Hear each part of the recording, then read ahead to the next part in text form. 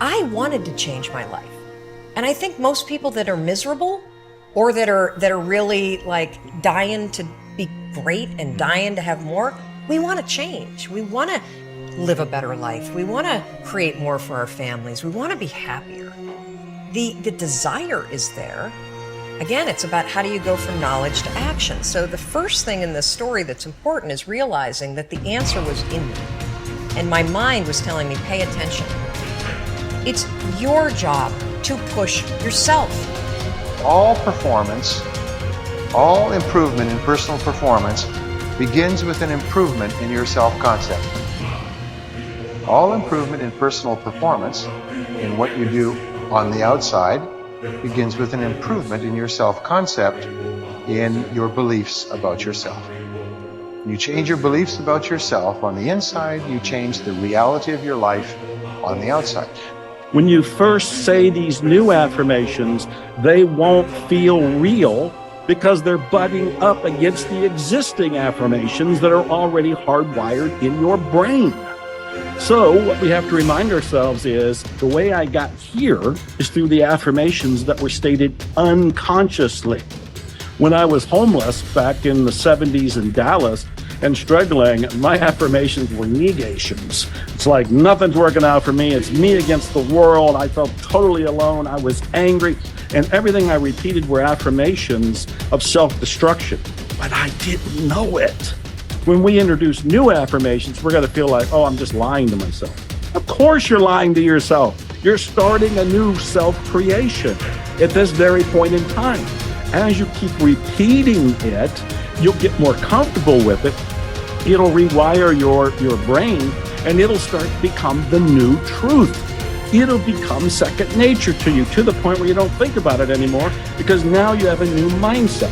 How did you get it? By creating a new habit, the habit of positive affirmations. And so as you begin to look at where you want to go, beginning to embrace that, it's possible. I'm blessed and highly favored. I've got a lot going for me. I got some good stuff in me. And it's possible that I can bring my greatness out here in the universe. That I can do what I want to do. It's possible I can write my own book. I can have my own business. I can take the trip and travel around the world. It's possible. I can bounce back from adversity and reinvent my life. It's possible. Regardless of where I am, the things can get better for me. It's possible. Most people try to create a new personal reality as the same personality, and it doesn't work. We literally have to become someone else.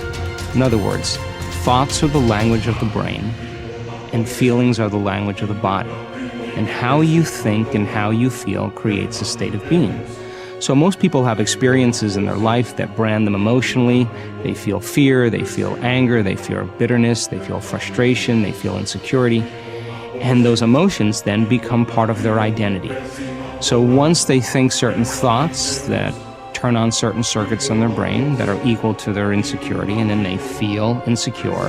The moment they feel insecure, they think more insecure thoughts, which makes more chemicals for them to feel insecure.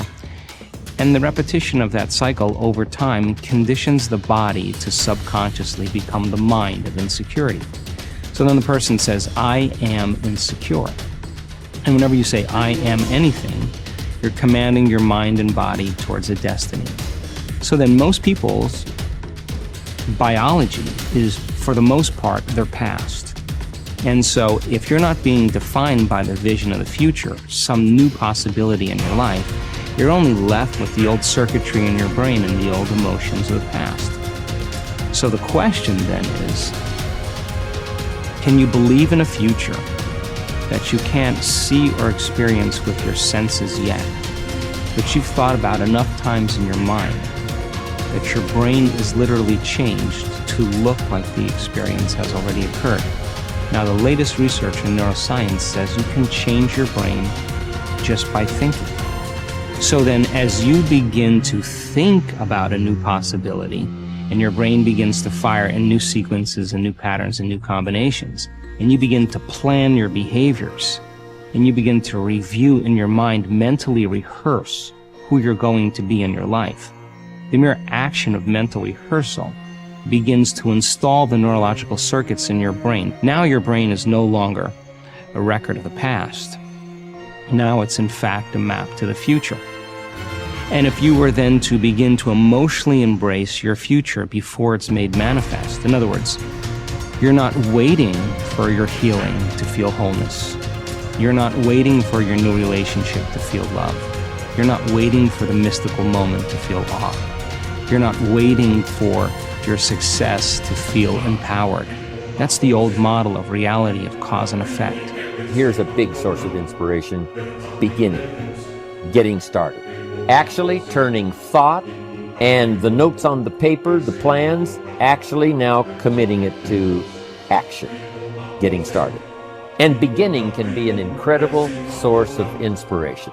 Guess what you can say when you begin a change in your diet? Guess what you can say? I'm on a new track. I have carved out for myself a new beginning. I'm on my way to the most incredible health. I will never be the same again. I'm leaving the old, undisciplined part of me. I'm leaving that behind. I'm a new person. I'm taking my first shake. I'm swallowing the first tablets. I made my first walk around the block that I'd thought about for so long and never did. I finally did it today. I've started. I have begun. That is an incredible source of inspiration. And that is to start, to begin. You cannot believe what can happen to your self-esteem. And many of you have already experienced it. I'm just asking you to begin something new in all the areas of your life. Maybe you've always thought about benevolence and you just haven't gotten started, or you haven't made the plans, or you haven't made the decision.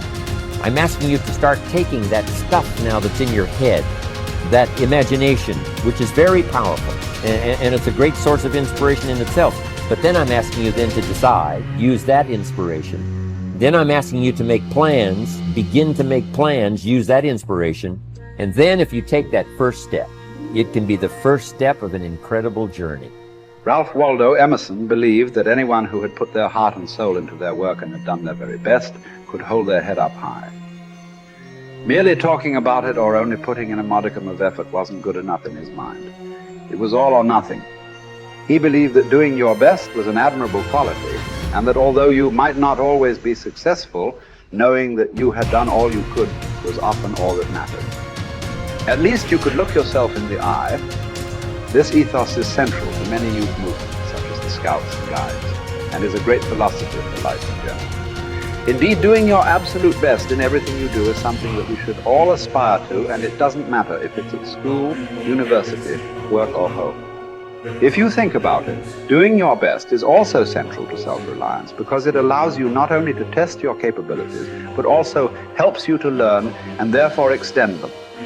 It's only when you are at the edge of your ability that you can really test your mettle and see just how much you can depend on yourself. Only ever working inside your comfort zone, or doing just enough to get by, may be easy but is rarely rewarding. And it never allows you to develop into a fully rounded person or realize your full potential. One thing we can take away from our time at school is the way in which we were appraised. Although achievement was important, so was effort, and it was this that measured just how much of our heart and soul we put into our studies. We may not always have got the grades we wanted, but it showed that we had tried. I, for one, always knew what mattered when my report came home.